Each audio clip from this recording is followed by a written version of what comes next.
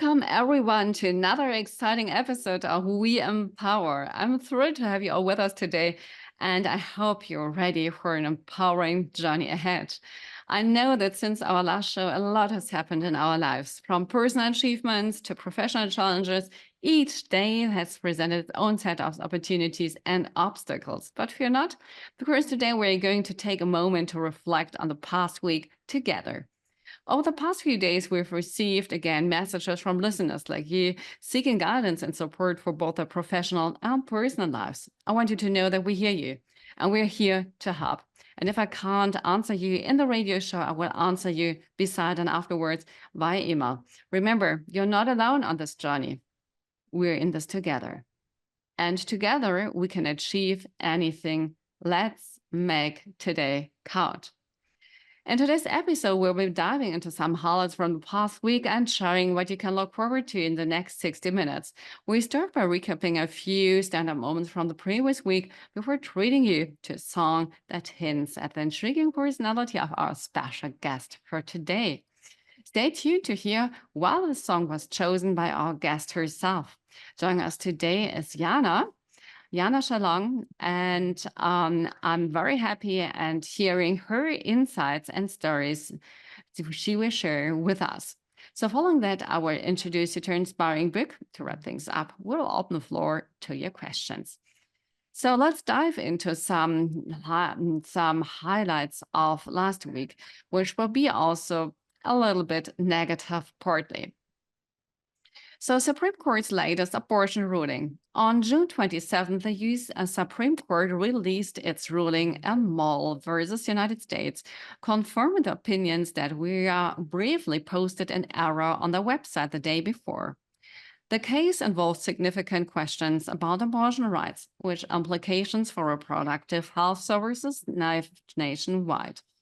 The court's approach to announcing decision keeps the public and media in suspense, as they only announce which days they may release opinions without specifying which cases will be decided.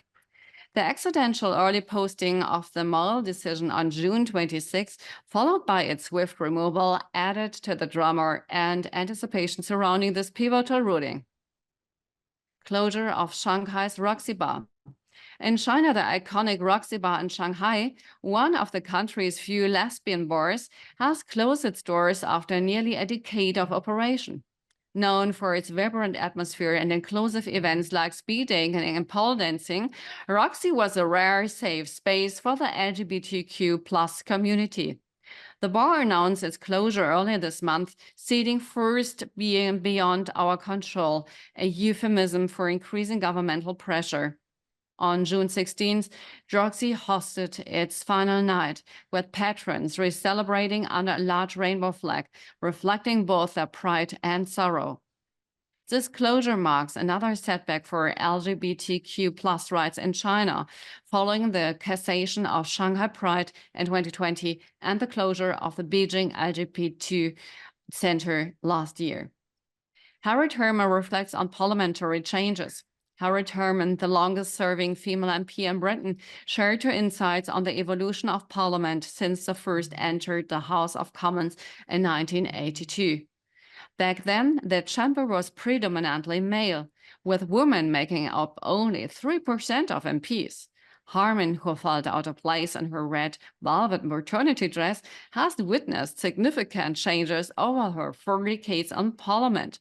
Thanks to efforts to increase representation, women now make up 35% of MPs, and this percentage is expected to rise after the upcoming general election.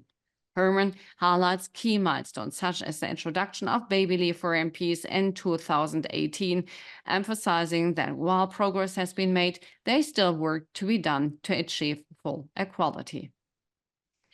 And last but not least, Estonia's Kaja Kallas and her rise in the EU. Estonian Prime Minister Kaja Kallas, once considered too nice to lead, has transformed into a formidable leader on the European Parliament, European stage. The daughter of Siim Kallas, a prominent Estonian politician, Kaja initially struggled to step out of her father's shadow. However, her leadership during the Ukraine crisis has changed perceptions. She advocated for Europe to heed American warnings about Russia's intentions, and her country has become one of Ukraine's biggest donors relative to its population. Kallar's decision to dismantle Soviet war memorials led to Russia issuing a warrant for her arrest. Her decisive actions and plain-speaking style has earned her the nickname Iron Lady from international journalists, and she is now a strong candidate to become the EU's top diplomat. When to search or stay still, soft lie, to be honest with you, broken and yet tender, always in and always out, to be honest, by Christine and the Queens. Welcome, Jana. We had such an impact for a song, and I would like to give a small introduction to the song before I introduce you. So you sorted out a song which is very meaningful, and for the ones who don't know who's Christine and the Queens and about the song, I would like to give some insights about this. To be honest, it's a captivating track by Christine and the Queens, a musical project by French singer, songwriter, and producer Alois Letizier. Released as a part of 2020 album La Vita Nuova, the song delves into themes of self-reflection, vulnerability, and the pursuit of authenticity. So topics which are very close to our heart and very actual, right? And the lyrics, layered with rich emotional depth, explore the complexity of being honest with oneself and others, grappling with inner conflicts and the desire for genuine connections. And Christina the Queens is a stage name, as I just mentioned, of Eloise Letizier, who has made a significant impact on the music scene with her unique blend of synth-pop, electronic music, and poignant lyrical content. So born in 1988 in Nantes, in France, Letizier initially studied theater before transitioning to music, and I think you get it because it's very dramatic style. The singer-songwriter is putting into real, and she adopted the persona Christine and the Queen in 2010, a moniker that embodies her artistic identity and fluidity. So her work often explores themes of gender, sexuality, identity, challenging conventional norms, and pushing the boundaries of self-expression. It's always about her androgynous style and dynamic stage presence. Letizier has garnered a global fan base and widespread recognition for her innovative approach to musical and performance. And I would say, who doesn't know him, for them it's a kind of must to listen, but also to look at the stage performances this singer-songwriter is showing.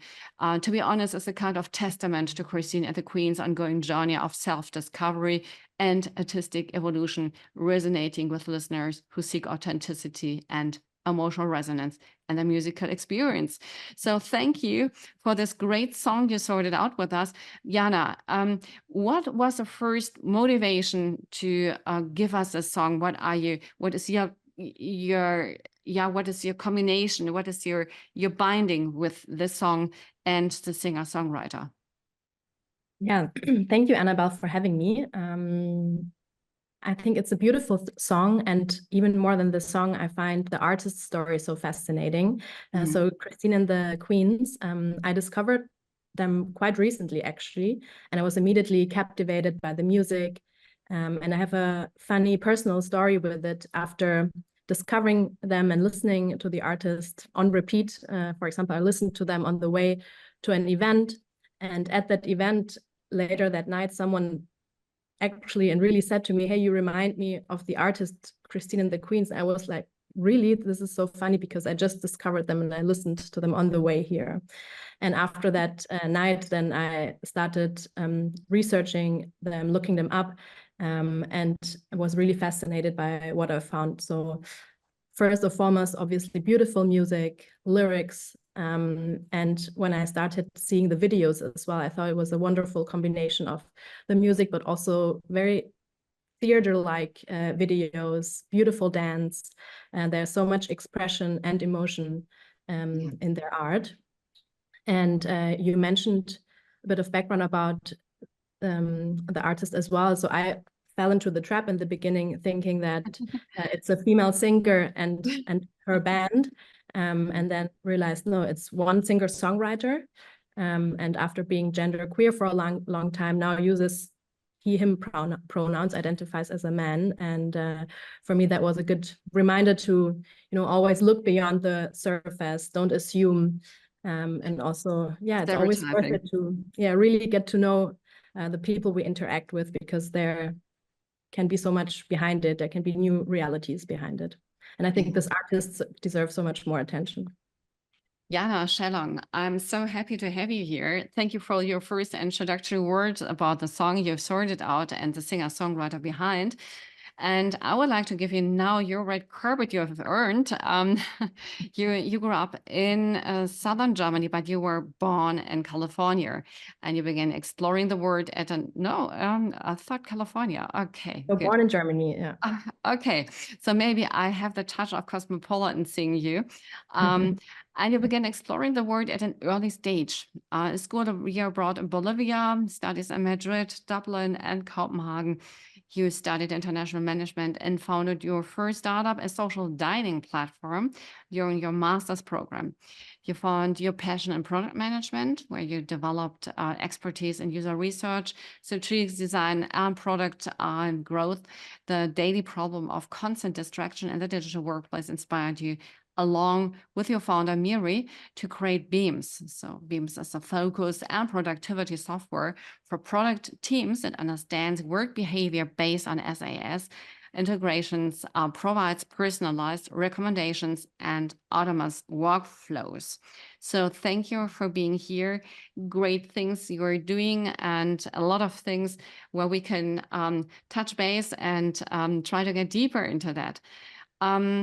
Jana, you told me a few minutes ago that you sorted out Christine and the Queens, and that you said often, and I like this, what you said, maybe you can repeat it in your own words. You said in a way like, often we think that somebody is like this, and then we look behind the curtain, and then we see a completely different picture. And I like that what you said. Do you want to explore it a little bit, or maybe also give a story about this where you felt touched and which made you also feeling and thinking this way? I think discovering this musician, this artist, was definitely one of those examples where in the beginning just enjoying the music and imagining this woman behind it singing it, and then realizing, no, there's a completely different personality behind it. I like how she questions these realities, or he, and as you can see, probably all of us are still struggling with the right pronouns here.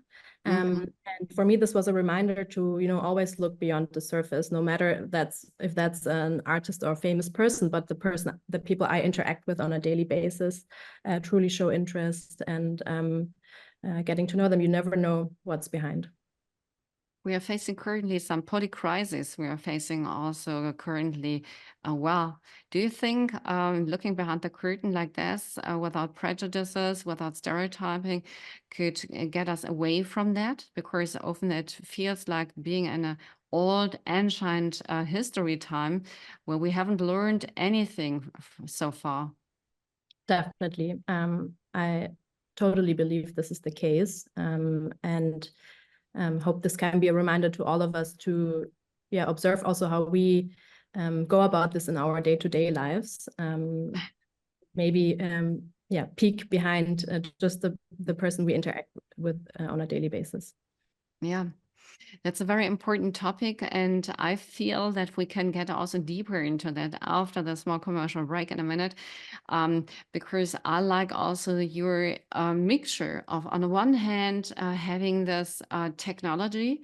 On the other hand, I mean, your first startup shows that dining, bringing people together, social, no, and you have a feeling, I think, that shows me the sort of this song, the same as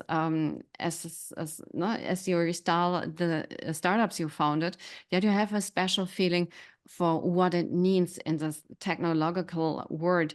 And I would like to step into this after the break. So don't forget that. And maybe you can make up your mind already. And so let's move on. We've covered some intriguing topics in the last minutes. And now we will continue our conversation with Jana. Jana, you stepped very early into the world of startups founding as a woman. That's not the 100% of other women's go. And is there anything in your family or experiences which brought you there? Interesting question, because in my direct family, my parents, my siblings, there are no entrepreneurs as such. I could say I'm the first one. How many siblings have you? Yeah, so I can say I didn't grow up with that being a role model for me. So maybe it was also something unexpected for me to do, for the people around me, but also for myself. That's good. I always found building something from 0 to 1 most fascinating. I was always looking into people who start companies and build them, was following their journeys, and found working in those much more exciting than in big corporates, which I tried out early on in internships during my studies. And there were these moments when people said, you know, I don't really like my job, but at least it's safe and pays good money. I was always telling to myself, I never want to say that. And I think that's how I got into this startup world. And how does it come? I mean, you said your family is not a family of entrepreneurs. Your sibling had no interest. And maybe I can imagine so a talk like, oh, Jana, why are you doing this? You could have such a safe job. You're so great at marketing. You have such a great track record from your career base. Why are you not heading back to this life? It's much more safe. I mean, you're saying you would like to move something, but do you have an idea where it comes from, this inner voice, which is telling you maybe, Jana, there's more than such a job behind a desk from 9 to 5?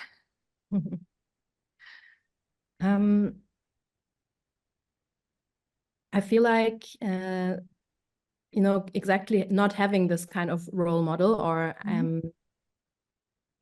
growing up with that option made me not even imagining it. And I feel like I have to do it so that there can be other people doing it as well, and that more role models can come out of that. But on the other hand, it's also, you know, I'm doing it with my co-founder, and for us it was always, hey, we want to build on the one hand also a product that people can use on a daily basis, that improves their lives, and at the same time also build this workplace, this company culture that we were always wishing for, always looking for, a culture where, you know, people can be who they are, where they can grow, where they can challenge and be challenged. And that was also always the motivating factor of starting this. Great. So you were really intrinsic motivated by seeing how it shouldn't be and deciding that you think that you have the ability to move something to the better. That's great. I mean, it seems that you have this power inside yourself, and it's great that you have this. Have you thought also about being a mentor for others? Definitely. When I worked on my very first startup back then during my master studies, that was back then in Copenhagen, I was actually looking for mentors. I was looking for female founders who could mentor me.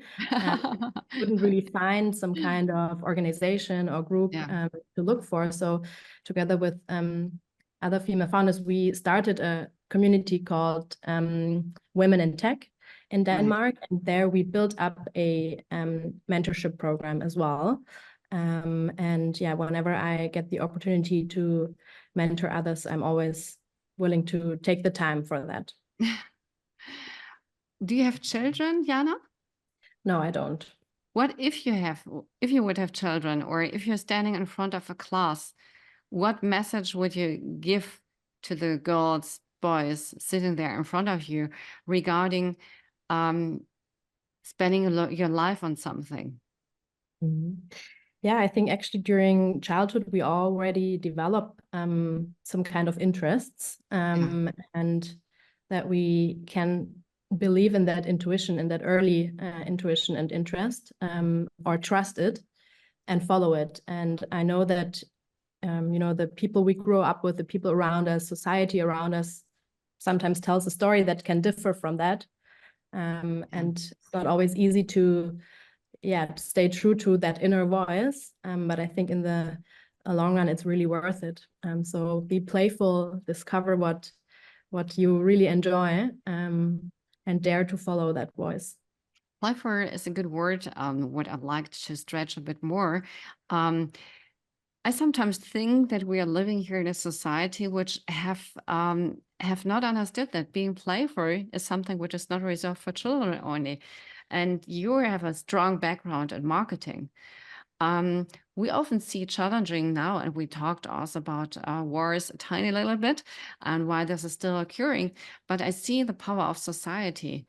What, from your background as a marketing person, but also as a very sensitive person for this, what is going on and what should be there from LGBTQ, or being flexible and have the right to change your sexuality, identify you as you are, up to taking responsibility for the location we are, taking responsibility for the nature, and seeing this as a gift. We have to give something back. We have to treat with sensitivity and response and thankfulness.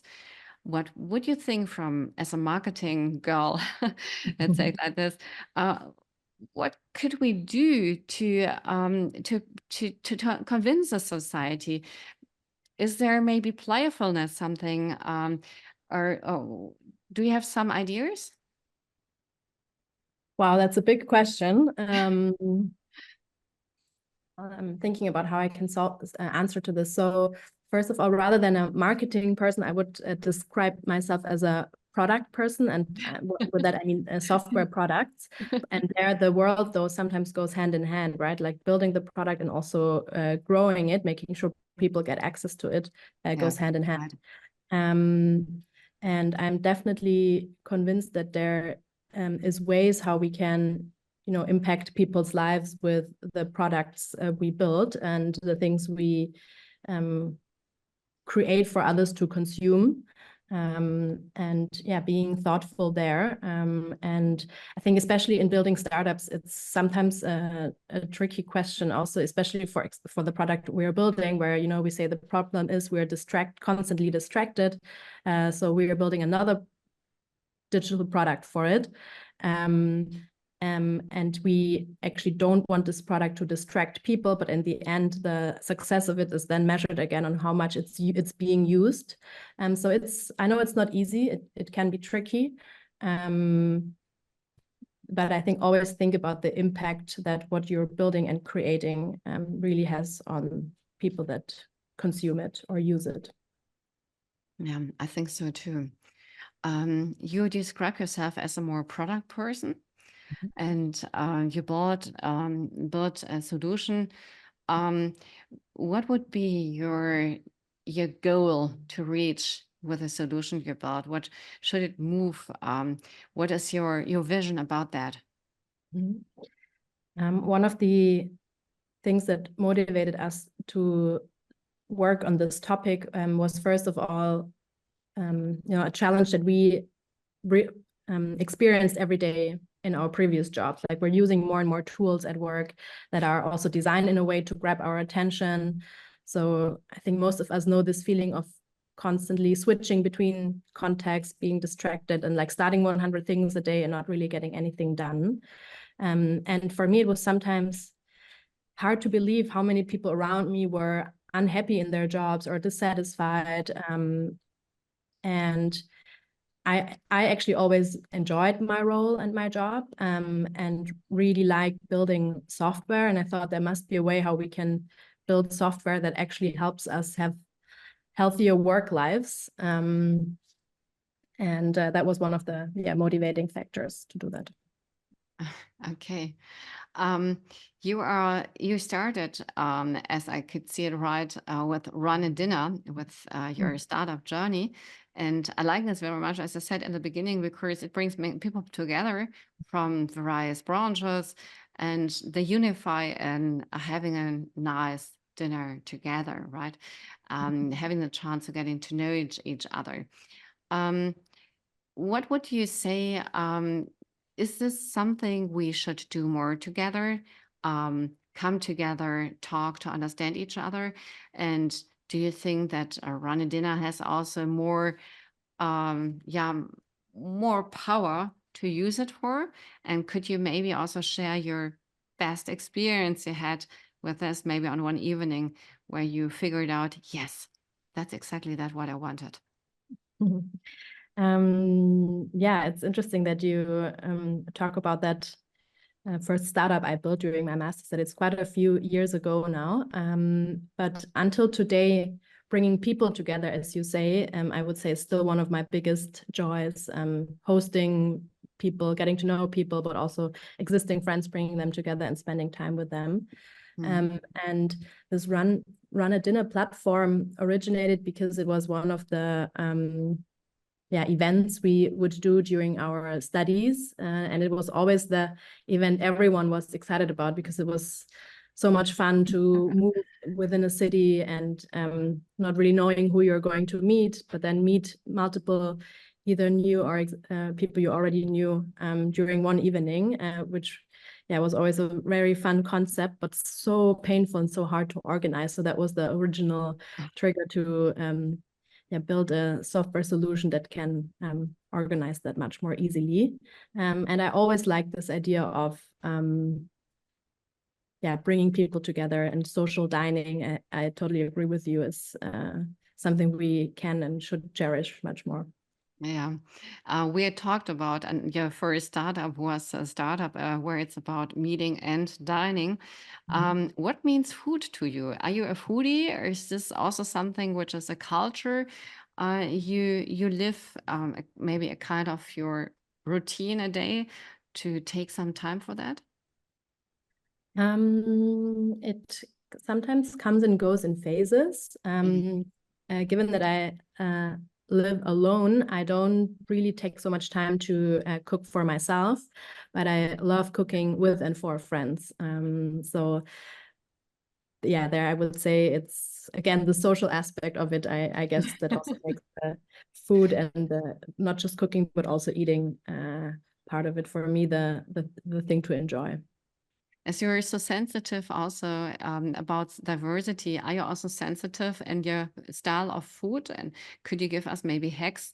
What helps you if you're having a busy work style, traveling a lot, working maybe harder than others?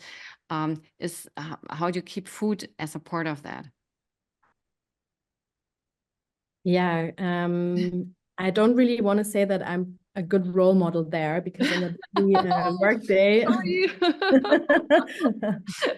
I sometimes feel like I could have a healthier routine.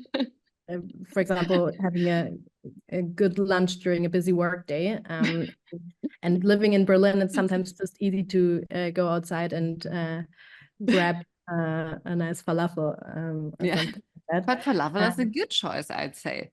I love Yeah. falafel. Yeah, I've been vegetarian for many years, and I've Yeah. already feel like this makes most food decisions much healthier. Yeah. Yeah, I mean, it's always the choice, I think. And I think it's so great because food gives us a chance every day, every moment to decide if we want to put some junk into us and do something bad against us, or if we want to do something good for us. And the cells are regenerating, or some of them already, some of them at least.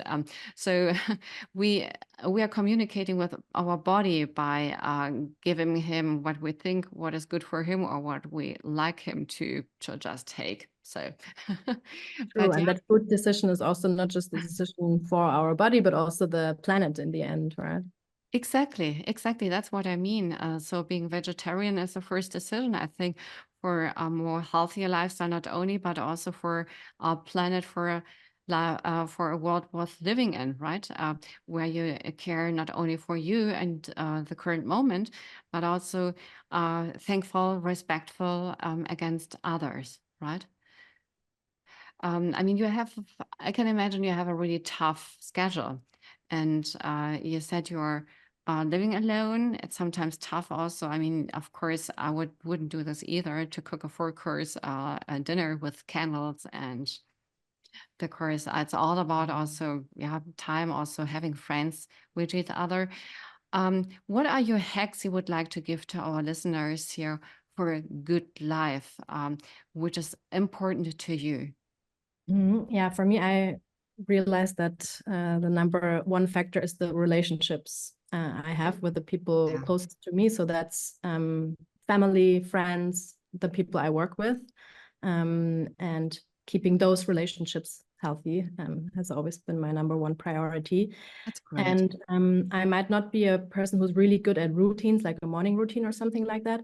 But I have noticed how taking these little moments throughout my day to, take a step back,